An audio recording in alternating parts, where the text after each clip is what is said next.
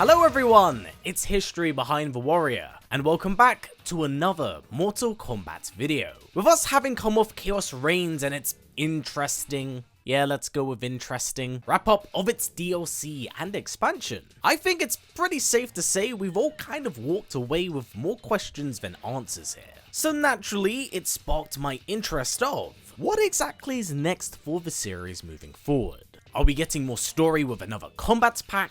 What could be its focus moving forward? Was this actually it for Mortal Kombat 1's story? That is what we will be talking about in today's video, as it gives us a better idea and picture of what could come next. But before we do begin, as always, I'd super appreciate it if you could give this video a thumbs up. It's a small thing, but it really does go a long way with supporting the channel. And if you want to go that extra step, please do consider subscribing and ticking that bell to stay up to date with everything going on here. Now let's get right into things. With the end of Chaos Reigns, we were left with a plethora of different questions regarding not just what was going on with the characters, but the direction of the series as a whole. Because whilst MK1 was a fresh slate, it's a story that quickly delves into that of the multiverse, using it to bridge and cover up some loose ends. However, by opening this Pandora's box, it's unraveled this thread that robs characters of individuality, allowing variants, changes, and alterations to that of the main cast, with some being very good and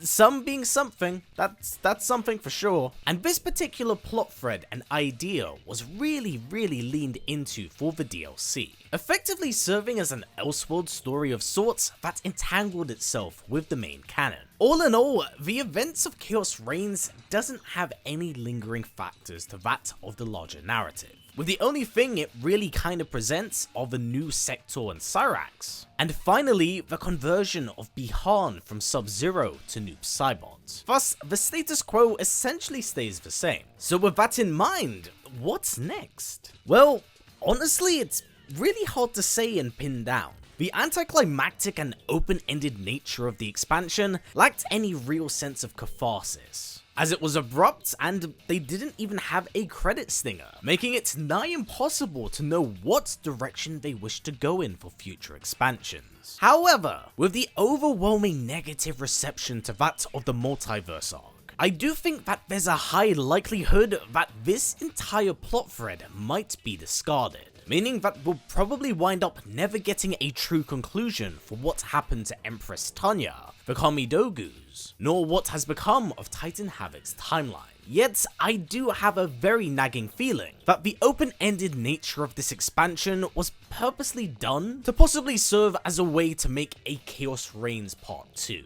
or at the very least, find a way to conclude the multiverse story. The thing is, when it comes down to weighing our options for this particular idea, I just don't think it's very high. And from a fandom standpoint, it's kind of a catch-22. You see, if NetherRealm truly believes in this Part 2 expansion, and still wishes to double down on the stepping stones left behind, it means we'll yet have another multiverse story. And if they don't, then it feels like they had no faith in the ideas left behind to fully commit to those concepts and ideas. It's a really messy situation, and when you take into mind that if there is a part 2 to this DLC, because you're essentially asking your audience to pay another $49.99 to get a conclusion to this expansion that should have been done in the first pack. So again, if I am weighing my options, I think if we were to get another story expansion, I don't think it would be focused on the multiversal stuff they've introduced. So what other ideas are on the table here? Well, in my mind, the two strongest contenders would be for either a focus on the special forces or that of Outworld itself. And I'll explain why. With the already heavy focus on the Lin Kuei and current established Earthrealm heroes, I think that by lingering around them following the events of Chaos Reigns would naturally raise questions of what exactly happened following that story. Something that in my mind, I would probably imagine they'd want to stray from. But of course now, it raises the question of why the Special Forces? Well, of all of the returning allied factions within the MK universe, the Special Forces themselves themselves is one that is actually yet to resurface in the present. In fact, currently, as of making this video, they don't go by that name, but are instead referred to as the Outworld Investigation Agency, an echo of the past from the first timeline, currently composed of Jackson Briggs and Kenshi Takahashi. Whilst, yes, you do already have characters like Jax and Sonya present in game, it's only purely mechanically through the utilization of cameos. In fact, the closest thing we ever do get to either of these two characters, at least in terms of story canon, is Jax at the end of Kenshi's ladder ending, and then Sonya nodded to through very vague dialogue within Chaos Reigns. Beyond this though, we don't really hear too much of her within the main canon. So this opens up a wide-ended opportunity here. And with a clear fan demand for these returning characters, I do think that maybe a Special Forces focused expansion would be a really good way of introducing us to these new iterations of characters, setting them all up for the next big installment, whilst not having to needlessly reintroduce them during the full game. Whilst I myself am not the biggest fan of the Special Forces, I do actually think this would be genuinely quite a smart way to reintroduce them in the post-game. Plus, it also goes to enrich the narrative and show the other ends of Liu Kang's vision, because we're given the burden to protect Earthrealm without actually even exploring or seeing it in this game. So I think that's a smart way to familiarize ourselves with this world. But of course, with the establishment of this faction, who could suffice as a worthy villain? Well, currently there are two established characters, Shang Tsung and Nitara. And I will say regarding Nitara, I'm pretty sure everyone agrees that we'd rather brush our ears with cheese graters than have an entire DLC expansion revolve around Megan Fox. Don't I scare you in the least?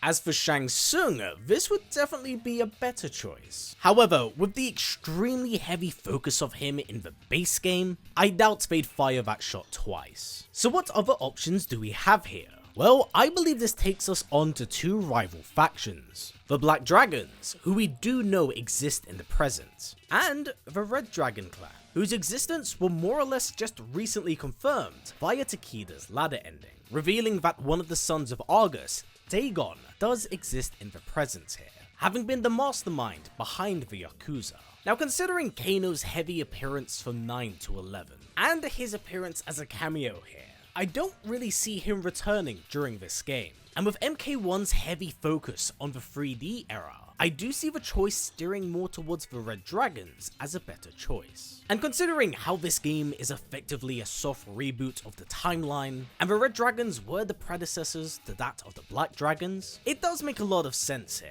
Plus, it actually gives us a real reason to bring back Dagon, since he hasn't been playable since Armageddon. All in all, this could be a really solid and very fun premise, as I could see Kenshi, Takeda, and Jax acting as the lead roles, taking on the criminal underworld of the Yakuza, and seeing how deep their ties to Outworld go, how magic may be used as a currency to exchange arms, or possibly influence figureheads. I think that's a pretty cool and interesting way to tackle things if they did indeed wish to explore this direction.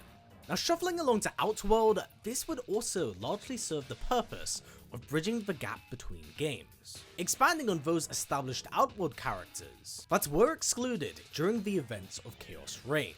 Plus, I do think that this is a really good opportunity to explore and see what's been going on with it under the new Empress's regime, especially knowing that Jared is no longer by their side, with Ermac having regained control of the collective. And honestly, if you think about it, there's actually a lot of questions left unanswered here. Like, how different is Melina's role from that of her mother's? What has become of the Sidons in Outworld, seeing as they are being targeted by Dairu? And what of Kitana as a general? Has she fully earned the respect of her peers? Like the Shogun or the Centaurs? Have they themselves decided to align or defect from the royal throne? There's just so many open-ended questions with so little answers. And I think a DLC expansion focused on Outworld could be really beneficial for fleshing it out for the sequel, as I think it's quite pivotal to know the state of Outworld before we do bring in Onaga. And I know, some of you want Onaga now and as soon as possible, and I definitely get that. I was massively advocating for his return prior to the game's release. But truth be told, the gravity of Onaga's character is truly just something that does deserve a game in itself. Having him be a small feature in a DLC expansion would simply just not do him justice here. The weight of his return can only be something felt by a full game.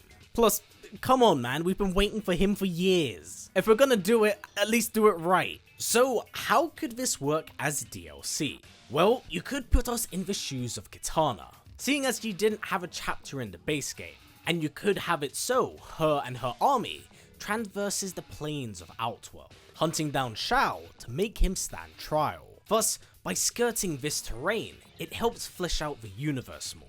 And it does give us a good opportunity to see who has been recruited by the Empress's side. It helps sow the divide between the two factions. And if we want some echoes of the past from Deadly Alliance, you could have it so Kitana forges an alliance with the Shogun. And in terms of characters we do get to use at our fingertips, this would allow us to reintegrate Rain, who we all know is currently on a redemption arc. Maybe have the return of Reptile or Baraka, as they could serve as guides into the wastelands. Or maybe even introduce other characters in the next Kombat pack, such as Kotal or Jade, characters who have already been foreshadowed. Eventually, this could all lead to them tracking him down, only to find Reiko attempting to tame Onaga. Because as we know, following the events of Chaos Reigns, Reiko fucks up bad. You tamed Onaga? I thought so, until he went rogue. So this DLC expansion could actually serve as an answer to that, showing how Onaga gets free, and what Outworld was up to, whilst Earthrealm was dealing with Titan Havoc. So, with that said, this has been it for my overall thoughts and feelings for what the next big expansion could be. Because honestly, there's a lot of interesting ideas and possibilities on the table here. It's just that following the events of Chaos Reigns, we completely lack answers nor ideas for what direction is next. I mean, outside of doing the full Onaga arc. So, with my own ideas cast out into the ether, what do you actually see moving forward? Do you think we'll get another story expansion? Do you think not? If so, what direction could you see them going in? Please do comment down below. I only hope that moving forward, we get to steer more towards the roots of the series, instead of adding needless layers to the canon that may go a little bit too wild. For now though everyone, that has been it for me. So as always, stay strong and stay well, and I'll catch you in the next one. Take care.